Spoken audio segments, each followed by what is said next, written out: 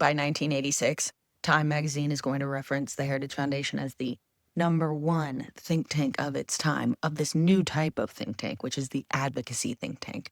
And as a reminder, by 1980, they have over a $5.3 million budget in 1980 dollars. And under Ed Fulner's presidency, its tutelage, it's going to grow, including donations from Chase Manhattan Bank, Dow Chemicals, General Motors, Mobil, Pfizer, Sears, ton of other corporations, and a $2.2 million donation from the Korean Central Intelligence Agency.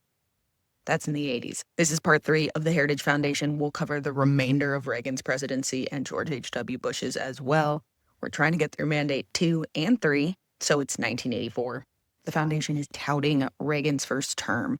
It's not without criticism, though. Don't worry. He only passed 60 or 65% of their 2,000 directives in the first mandate for leadership. But hey, I guess no one's perfect. So he's going to win that second term with 49 states, 525 electoral votes, and almost 60% of that popular vote. Mr. Trump, if you're listening, that's what a mandate fucking looks like. Any hoozles.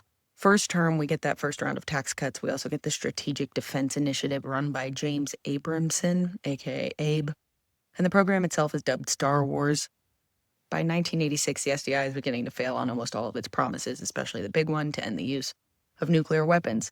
But it was enough of a deterrent to make the Soviets squirm, which was good enough for the Heritage Foundation. Yeah.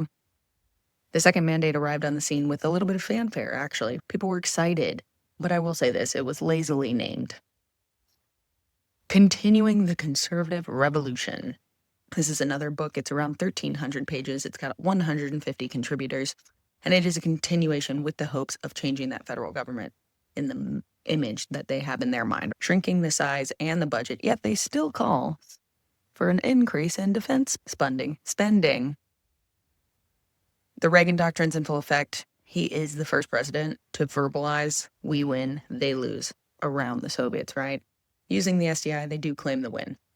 The Heritage Foundation is and always has been starkly anti-communist. That's like their big fucking thing. So they enjoyed every minute of the 1980s, and that includes Angola, Cambodia, Nicaragua, and any other Soviet-supported state that we sent troops into or maintained these like mini proxy wars with the CIA overturning the governments, etc. And that's part of the need to expand the military at this time, right? The Cold War, obviously. And then in 1987, Mr. President says, Mr. Gorbachev, tear down that wall. If you're like me and you grew up in the United States, you probably deeply remember that speech. It's because of the emphasis they put on it when teaching U.S. history. In terms of ending the Cold War, opening up Berlin, tearing down the wall. And that's in 87. The wall doesn't come down until 89, and that's when the speech actually gets really popularized. But it really comes down because of the Berliners themselves. I just want to make that clear. I'm reading a really great book by Thomas Harding right now called The House by the Lake. It is about a house that his grandmother lived in. She was a Jewish German in the 1920s, and then it was appropriated by the Nazis, and then it follows all of the families that lived there after. And it is on a lake that is on the cusp of East and West Berlin. Literally, the wall is like built in their yard. Highly recommended if you want an inside view as to what actually went on versus what they were teaching us. Anyways, back to the trenches of our foundation. By this time, we're actually already seeing parts of Mandate #1 show its fucking ass. Yeah, most notably in the savings and loans crisis, right? So with the inflation of the 1970s and the early 1980s, the savings and loan banks, which were community banks that held savings and gave out mortgages for people to buy homes, they were struggling. Short-term rates were skyrocketing. And the best explanation I've actually heard of this is like basically you've lent money to somebody for 5% interest, but you need more money to cover the spread. So you actually go borrow money, but you have to borrow at 20%. But you're only getting 5% back. So that's kind of the difference of what was going on. The short-term rates skyrocketed from 9 to like 16%. So that's double. It's just a lot, and they couldn't really stay afloat. So these banks were in dire straits, and the math just wasn't making any sense. So in 1980 and then again in 1982, as outlined by the Heritage Foundation's first mandate and step-by-step ideas to deregulate each industry, Congress deregulated the savings and loan industry even more in hopes that the free market would help it regulate itself. And it didn't. Of course it didn't. And we have the hindsight that is 2020, always. So it's easy to say that right now. But that was the plan. Deregulation is supposed to allow for more free market competition and things will just even themselves out. That's not how this works. There was less federal oversight. There was more risky lending, and eventually somewhere between 15 and 2,000 bankers will go to prison, right? Using FDIC-backed deposits and leveraging the American taxpayer dollars when things went ass up. Some of these savings and loans execs were just like having a field day. And that's what they get put in prison for. It's basically fraud, right? Those arrests happened in the late 80s, early 90s, right? This is going to lead to a massive huge government bailout that HW will preside over. It's going to cost taxpayers well over $100 billion. In the late 80s, Reagan's FCC also overturns the Fairness Doctrine.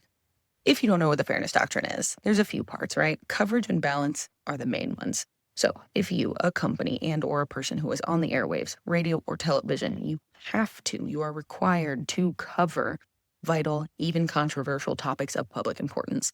And when you cover them, which you have to, it's required, you have to share both sides, right? And you have to give equal, fair, and balanced opinions on both sides. The reason why this was specific to the airwaves is because print media, they said, there's a ton of avenues for print media. You can start your own newspaper today, and people were doing that constantly. And the Fairness Doctrine was originally put into place in 1949, and there were really limited spaces both on television and on the radio. So they felt as though they needed to regulate it. That's one part of the Fairness Doctrine, right? In 1967, an addendum was added about personal attacks. So if you, again, or the company you work for, create a personal attack on one of the airwaves, you have 7 days to send a written notice with a transcript to the person that you personally attacked. And they have the option to come on and the opportunity to respond. There's an editorial rule that basically said if a broadcaster supported a politician, the opposing politician would be given opportunity to respond with airtime. And finally, the only part of the Fairness Doctrine that still exists today is the equal time rule. This only pertains to politicians. So if you are a broadcaster and you bring a politician on, the opposing politician in that race is supposed to get the same opportunity, the same amount of airtime on your show. Now, the Heritage Foundation didn't like the Fairness Doctrine at all, arguing it was a freedom of speech issue, right? They railed against it a lot. When the FCC repealed that main portion, which is the coverage and the balance of coverage, both sides, right? They were happy. Obviously, Congress tried to immediately re-enter a law to get that back on the books, and that was vetoed by Ronald Reagan in 1987. Perfect timing, too, by the way. Perfect timing. Because Rush Limbaugh's show is syndicated nationally in 1988. If you don't know who Rush Limbaugh is, I'll just tell you to look him up. I wish I didn't know who Rush Limbaugh was. Also, notably, the AIDS crisis is raging. People are dying left, right, and sideways. The Berlin Wall falls in 89. Wall Street, the movie, comes out in 1987, and the, air quotes, greed is good mentality takes over the United States, and pop culture is redefining what the American dream actually looks like for most people. There was another round of tax cuts in 1986. The Iran-Contra affair happens. William Rehnquist becomes the Chief Justice of the Supreme Court, and Reagan will appoint both Antonin Scalia and Anthony Kennedy onto the Supreme Court. Kennedy is taking Powell's seat of the Powell Memo, yeah? Chernobyl happens, the Challenger explodes, Tiananmen Square, and of course the fall of the USSR. During Reagan's terms, the national debt fucking skyrockets, right? From around $900 billion to over $2 trillion in his 8 years. And the deficit was at its lowest, closest to like $150 billion, and at the highest, it was over $220 billion. So now we're on to mandate number 3. We've got 6 more mandates to go. Okay. George H.W. Bush takes the presidency in 1988 as Reagan termed out, but not before Reagan stood in front of the Heritage Foundation and said, "Thank you so much. You're so important to me. You're so important to Washington, D.C. You're just the best. We love you so much. I'm paraphrasing.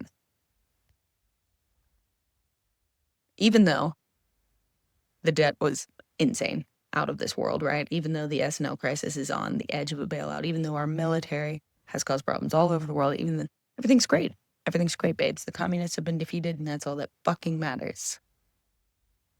In December of 1980, Mandate Number 3 is published, titled Policy Strategies for the 1990s, from a Washington Post article written by Barbara Lobojeda. Fuck that one up for sure. This is a 950-page document with over 2,000 policy directives. It does actually mention the AIDS crisis. Yet again, though, the mandate is to increase defense spending rather than tax increases. It does recommend that we just use economic growth to balance the budget. Wouldn't we all love to just use economic growth? Come on. As a reminder, the United States Congress passed 2 big tax cuts in the Reagan years. Huge, massive, big, right? The Heritage Foundation is also going to recommend $6 billion for the Strategic Defense Initiative and withdrawing from a 1970s anti-ballistic missile treaty. Their foreign policy is mostly recommended in the Pacific rather than Europe. And as mentioned previously, George H.W. Bush has to handle the savings and loan crisis, stat. This is, again, $100 billion to American taxpayers for this bailout. And he does raise taxes, even though his entire campaign is no tax raising. Going against his own campaign promise, but also going against the Heritage Foundation. He signed the ADA, that's the Americans with Disabilities Act, which adds another layer of anti-discrimination in hiring, as well as accommodations in employment, public spaces, and more. He signed the Clean Air Act amendments of the 1990s, the Civil Rights Act of 1991, and the Wetlands Act of, I don't know what year. But he also signs into law a lot of anti-drug policies that will lead to the war on drugs. Now, foreign policy. The fall of the USSR led to a ton of states being created, right? Obviously, Russia's the big one, a lot of other ones. George H.W. Bush does have a background as being the head of the CIA. We forget that about him a lot. And he does the best he can, right?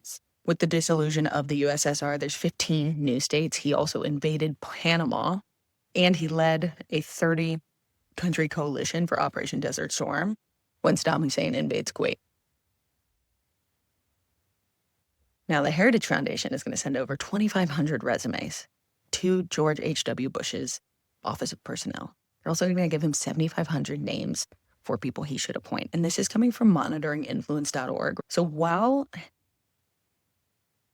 the Heritage Foundation loved Reagan and they were like his BFF, they thought they were going to get the same treatment from George H.W. Bush. And this all happens before he's even, inaugurated. But what turns out they actually get with George H.W. Bush is that he is more like pragmatic than diehard, like dyed-in-the-wool conservative, which is not what they want. In a report from the Heritage Foundation themselves, they attack Big Daddy Bush, comparing him to King George III, calling his administration an explosion of regulation. He added positions, he added regulatory spending, and they claim that this regulatory spending is costing Americans $8,000 to $17,000 per year.